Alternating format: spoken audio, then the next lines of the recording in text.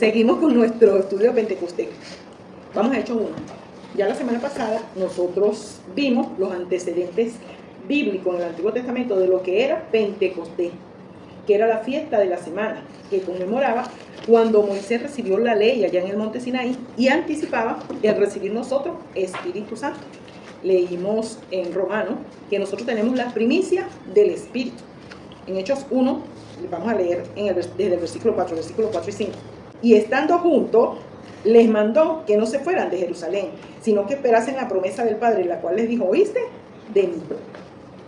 Y en el versículo 5 dice: porque Juan ciertamente bautizó con agua, más sabemos que es en contraste, ¿verdad? Pero vosotros seréis bautizados en Espíritu Santo dentro de no muchos días. ¿Qué nos está aclarando aquí, o qué se nos aclara aquí? Que ese bautismo de agua que muchos de nosotros conocimos, ese no es. El bautismo es en Espíritu Santo, lo que nos corresponde a nosotros, ¿verdad? Entonces sabemos esto. Lo leímos ahí, pero nosotros ahorita vamos a comenzar a leer el Pentecostés de hoy. El Pentecostés de hoy, que inicia nuestra administración. El Pentecostés que fue 10 días después de la ascensión de nuestro Señor Jesucristo. En el capítulo 2 de Hechos. Pentecostés, nosotros sabemos, hablamos la semana pasada, que es la concreción de una promesa hecha por Dios para nosotros. Es la promesa de la redención del hombre luego de la caída de Adán. En Hechos 2, en el versículo 1 dice: cuando llegó el día de Pentecostés, y se recuerdan que nos aclararon que la primera palabra de este versículo en el capítulo 2 de Hechos es la letra I, que es entonces, y cuando llegó el día de Pentecostés, o al cumplirse el día de Pentecostés, estaban todos unánimes juntos. En el versículo 2 dice: y de repente, ¿verdad? Y esa palabra de repente es de la quietud, porque es una mala traducción aquí en Reina Valera. Y de la quietud vino del cielo un estruendo como de un viento recio que soplaba, el cual llenó toda la casa donde estaban sentados. Y la palabra casa es el templo, ¿verdad? En el versículo 3 dice: y se les aparecieron lenguas repartidas como de fuego. Y ese se les aparecieron, ¿verdad? Esas lenguas repartidas como de fuego fueron vistos ¿por quién? Por los apóstoles, no fueron vistos por las demás personas que estaban ahí, solamente lo vieron, fueron ellos, ¿verdad? Estas lenguas repartidas como de fuego no eran fuego precisamente, porque si no se hubieran quemado, ¿verdad?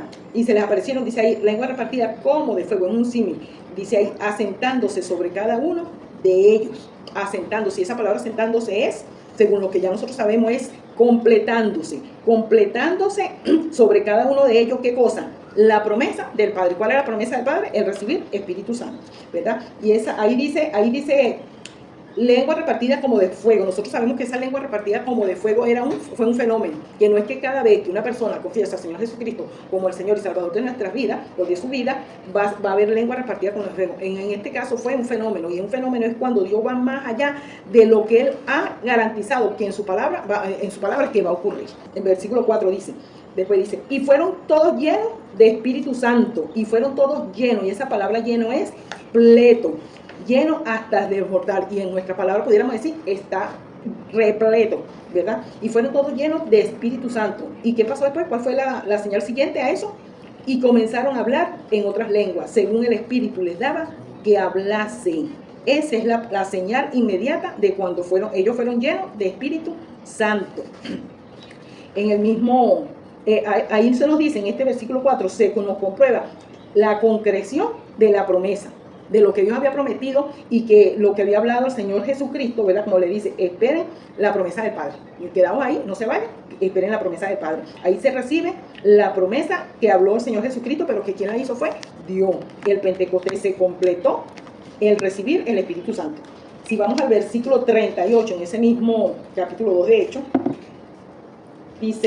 aquí dice, Pedro les dijo: arrepentíos y bautícese cada uno de vosotros en el nombre de Jesús para perdón de los pecados, y recibiréis el don de Espíritu Santo. Y recibiréis ciertamente, o sea, verdaderamente van a recibir Espíritu Santo. En el versículo 39 dice: porque para vosotros es la promesa, y para vuestros hijos, y para todos los que están lejos. Y esa palabra lejos, ¿quiénes somos? Ahí formamos parte de nosotros. Y para todos los que están lejos, para cuantos el Señor nuestro Dios llamareis. nosotros no somos Israel, nosotros que éramos gentiles, nosotros no conocíamos de Dios, no creíamos en Dios porque no se nos había hablado de eso, se nos había enseñado otra cosa. Entonces, y ese es el misterio, que los gentiles, que nosotros íbamos a ser copartícipes del mismo cuerpo. En el versículo 43, vamos al 43, dice: y sobrevino temor, respeto a toda persona, y muchas maravillas y señales eran hechas, ¿por qué? Por los apóstoles, porque ellos empezaron a ¿qué? A manifestar lo que habían recibido, igual que cuando nosotros escuchamos por primera vez y confesamos, ¿verdad? Nosotros inmediatamente manifestamos. Versículo 47, alabando a Dios y teniendo favor con todo el pueblo. Y el Señor añadía cada día a la iglesia a los que habían de ser salvos. La gente entraba a las iglesias, oía palabra de Dios, conocía palabra de Dios, confesaban al Señor Jesucristo como su Señor y Salvador, recibían Espíritu Santo y pasaban a formar parte de esa iglesia, de esa comunión. ¿Y qué era lo siguiente? Ellos comenzaban a manifestar lo que habían recibido, ellos comenzaban a operar las 9 manifestaciones, como acabamos de oír en la manifestación, ¿verdad? Que eso es lo que nosotros debemos hacer, eso debe ser lo normal. Vamos ahora a 1 Corintios para conocer la voluntad de Dios una vez que ya nosotros recibimos Espíritu Santo, ¿verdad? Entonces ya vimos cómo se recibió el poder Espíritu Santo, ¿verdad? Ahora vamos a ver qué tiene Dios para nosotros, qué voluntad, cuál es la voluntad de Dios para nosotros una vez que ya tenemos esa naturaleza en nosotros. ¿Cuál es? 1 Corintios 12. 1 Corintios 12 en el versículo 1. ¿Llegaste? Sí. Dale, Lena. No quiero, hermanos, que ignoréis acerca de los asuntos, de los dones espirituales. Ajá, sabemos que esa palabra don es asuntos. Asuntos. Asuntos espirituales. Y esta es la voluntad de Dios, que nosotros no ignoremos. Y si Dios no quiere que nosotros ignoremos, ¿qué será lo que Él realmente quiere? Que nosotros sepamos, En el versículo 2 dice: sabéis que cuando eran gentiles, cuando no conocían de Dios, ¿verdad? Cuando no hablaban de Dios, se os extraviaba llevando como se os llevaba a los ídolos mudos. Alguien nos llevaba a lo incorrecto, a lo contrario del conocimiento de la palabra de Dios, ¿verdad? Y Dios nos dice ahí en ese primer versículo que Él no quiere que ignoremos. Y el conocimiento está disponible. Nosotros tenemos enseñanza, tenemos talleres, tenemos seminarios, ¿verdad? Y ya tenemos reuniones. Nosotros tenemos la misma palabra, la Biblia. O sea que está disponible que nosotros conozcamos la palabra de Dios, ¿verdad? Entonces, la ignorancia más bien pasa a ser pecado. Si yo, por flojera o por distracción como nosotros lo sabemos, yo no me ocupo en el conocimiento o estudio de la palabra, yo paso a pecar. ¿Por qué? Porque entonces Dios me dice que Él no quiere que yo ignore. Está mandándonos a que... Ajá, y entonces yo, bueno, no. Yo será en otro tiempo que voy a empezar, voy a esperar un poquito para comenzar a estudiar palabra. Ahorita no, ¿verdad? ¿Qué nos dice por aquí en Santiago? Santiago dice: al que sabe hacer lo bueno y no lo hace, le es pecado. O sea, la ignorancia más bien es pecado. Y el diablo sí conoce la palabra de Dios. Y el diablo sí sabe lo que hace la palabra de Dios en las personas que la oyen, que la entienden y que la ponen en práctica en su vida. Por eso quiere que ignoremos. Ajá, por eso es que a Él le gusta que seamos ignorantes. Él sí quiere que seamos ignorantes, ¿verdad? El diablo oculta ese Pentecostés, porque Él oculta también la importancia, el significado. Cuando Él oculta Pentecostés, ¿por qué será? ¿Qué está ocultando Él? El poder. El poder que se recibió, porque Él sabe que ese poder es lo que lo derrota a Él. Y la libertad, que ya no le pertenecemos. Exacto, que dejamos de ser, que está bajo su potestad. Entonces, él le conviene, a Él sí le interesa que nosotros seamos ignorantes, pero Dios que nos dice que Él no quiere que seamos ignorantes, y el conocimiento está disponible. La ignorancia es pecado, más bien es pecado. Segunda de Corintios, ¿verdad? El diablo, como hemos oído nosotros otras veces, es una potencia espiritual. Segunda de Corintios 10. Es una potencia espiritual y solamente lo podemos derrotar con armas espirituales, ¿verdad? Esas armas espirituales nosotros las tenemos. ¿Por qué? Porque Dios nos las dio ya. Vamos a Segunda de Corintios, en el capítulo 10, en el versículo 3. Ya lo leímos la semana pasada, pero no hace mal repetirlo. Segunda de Corintios 10:3 dice: pues aunque andamos en la carne, no militamos según la carne. Esa palabra militamos sabemos que no servimos. En el versículo 4 dice: porque las armas de nuestras milicias no son carnales, sino poderosas en Dios para la destrucción de fortaleza. Porque las armas de nuestras milicias, de nuestro servicio, no son carnales, sino poderosas en Dios para la destrucción de fortaleza. Entonces nosotros, para hacer lo que Dios quiere que nosotros seamos, y que nos lo dice en su palabra, que nosotros somos más que vencedores, que somos atletas espirituales, nosotros tenemos que entrenarnos, tenemos que ejercitarnos en la operación de ese Espíritu Santo que ya Él nos dio, sabiendo que Él está siempre con nosotros, que Dios es nuestro escudo, ¿verdad? Que nosotros no vamos a quedar mal, ni Él tampoco va a quedar mal. Vamos a Marcos, vamos al Evangelio de Marcos, en el versículo 16, Mateo, Marcos.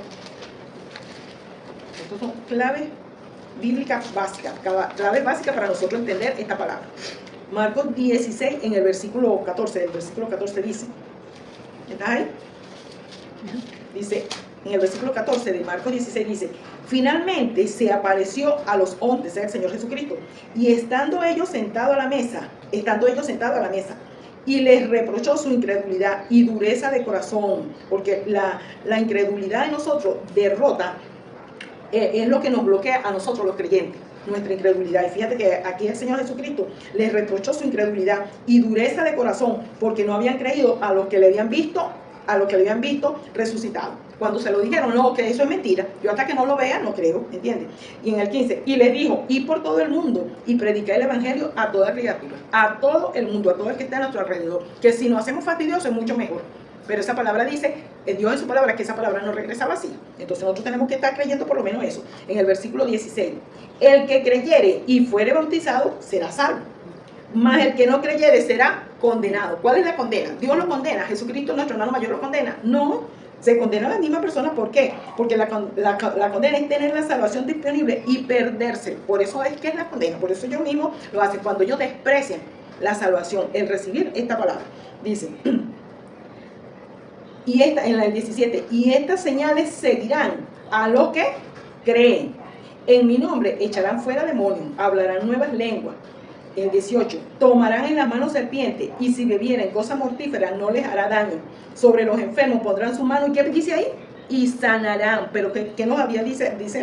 Y estas señales seguirán a los que creen. En la condición que Dios nos pone aquí es creer. Esa es la condición, esa es la clave de todo esto, la creencia. Nosotros debemos eso está resonando. Es la creencia. Y fíjate que esto está aquí en los evangelios. Estas promesas están aquí en los evangelios, que confirmando a las epístolas, confirmando lo que nosotros vamos leyendo en las epístolas, lo que nos dicen las epístolas. Vamos a 1 Corintios. Es la creencia, y la incredulidad es lo que nos paraliza. 1 Corintios 4:19 dice, pero iré pronto a vosotros, si el Señor quiere, y conoceré no las palabras, sino el poder de los que andan envanecidos, ¿verdad? Y en el 20 dice, porque el reino de Dios no consiste en palabras, no en estar dando opiniones de una cosa u otra, sino en poder. Eso es lo que debe ocurrir en todas las iglesias, la manifestación del poder que nosotros tenemos, y por eso es lo necesario que nosotros lo empecemos a hacer. Porque la operación de ese Espíritu Santo, el nosotros ejercitarnos en esa operación del Espíritu Santo que ya tenemos, es para destruir la obra del adversario. Es para destruir la obra del adversario. En Lucas, volvemos a Lucas, vámonos a Lucas, pero capítulo 10, versículo 19, mira lo que dice aquí. He aquí, yo os doy potestad, y esa palabra potestad es, os doy autoridad de hollar serpientes y escorpiones, y sobre toda fuerza del enemigo, y nada os dañará. Este es el Señor Jesucristo el que está diciéndonos esto, ¿verdad? Es una promesa de la palabra de Dios, que nos toca a nosotros creerla y operar ese poder que nosotros tenemos, ¿verdad? El diablo, si nosotros no operamos el poder que nosotros tenemos, el diablo sí va a operar su poder. ¿Por qué? Porque él es una potencia espiritual, ¿verdad? Nosotros, la única forma de derrotarlo a él de nuestras vidas es que nosotros seamos fuertes en la operación de la manifestación de ese Espíritu Santo que tenemos. Fíjate que son 9, y por lo menos 3 nosotros tenemos la libertad, o la libertad, se puede decir, para nosotros realizarla. Las otras son prerrogativas de Dios, pero ¿cuándo Dios nos la va a dar? Cuando nosotros estemos aquí conociendo su palabra, que entendamos su palabra. ¿Por qué? Porque si nosotros no conocemos esta palabra y no la entendemos, nunca vamos a recibir lo otro. O sea, y hasta Dios puede, por su inmensa misericordia, hasta darnos palabra de ciencia, palabra de sabiduría, pero si nosotros ni conocemos nada, ¿cómo nos vamos a dar cuenta que nos la está dando? Que tenemos la luz verde de Dios para hacer eso. Entonces nosotros tenemos que operar ese poder. ¿Y para qué? Para que el miedo se vaya de nuestras vidas, porque ese es lo que nos detiene a nosotros, nos detiene de que nosotros veremos ese espíritu que está en nosotros.